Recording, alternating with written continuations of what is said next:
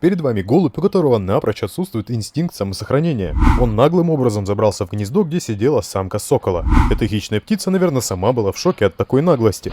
Видно, что она высиживает яйцо, и, конечно, для защиты своего потомства она решает атаковать этого голубя. Для захвата, убийства и поедания добычи он использует большие и острые когти. Свою добычу сокол бьет лапами на лету, с одного удара сразу насмерть, а сокол методично и точно начинает лишать голубя оперения. Вырваться голубю из этих смертельных объятий уже не удастся.